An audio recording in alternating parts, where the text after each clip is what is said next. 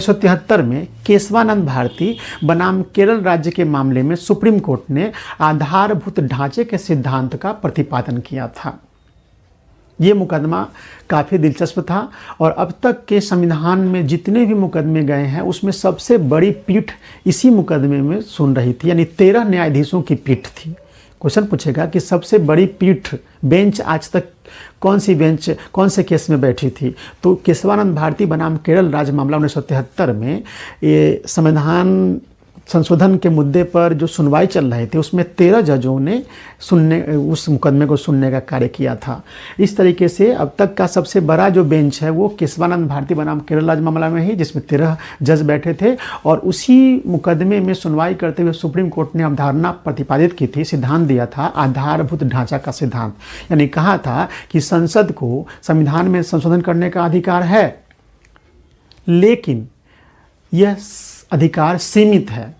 सीमित किस मामले में है, तो संसद संविधान के आधारभूत ढांचे को नष्ट नहीं कर सकती है। वो संशोधन करे, उसको पावर है, लेकिन ऐसा कोई संशोधन ना करे जिससे संविधान का आधारभूत ढांचा ही नष्ट हो जाए। इसे ही कहते हैं आधारभूत ढांचा का सिद्धांत।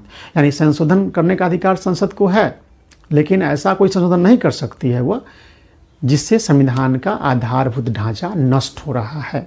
यानी आधारभूत ढांचा मतलब क्या, जैसे कोई बिल्डिंग बना होता है पिलर पे, तो पिलर को तोड़ दीजिएगा तो फिर बिल्डिंग गिर जाएगी। उसी तरीके से ये आधारभूत सिद्धांत यानी आधारभूत ढांचा अगर कोई संविधान का बहुत महत्वपूर्ण प्रावधान है, उससे संशोधन नहीं कर सकती है, उसे ख़त्म नहीं कर सकती है संसद। इसी को बोलते हैं आधारभूत ढांचा का सिद्धांत। और यह आधारभूत ढांचा का सिद्धांत प्रतिपादित किया गया था केशवानंद भारती बनाम केरल राज्य मामला 1973 में, और ये ऑप्शन में है ही नहीं, इसलिए इसका आंसर हो जाएगा उपयुक्त में से कोई नहीं।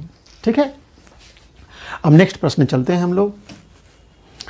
संविधान सभा के संवैधानिक सलाहकार थे। देखिए, आपको अगर हमारा वीडियो अच्छा लगता हो तो आप लाइक कर दें और कमेंट करके बताएं कि कैसा लग रहा है हमारा वीडियो, और इसे शेयर कर दीजिए अपने लोगों के बीच में, अपने परिचितों के बीच में, जो सामान्य नागरिक भी हो सकते हैं, सामान्य व्यक्ति भी हो सकते हैं जिन्हें देश के संविधान की जानकारी उन्हें होनी चाहिए, या कोई प्रतियोगिता परीक्षा की तैयारी कर रहे हो आपके घर में या आपके संबंधी कोई भी, उन्हें यह शेयर कर दीजिए।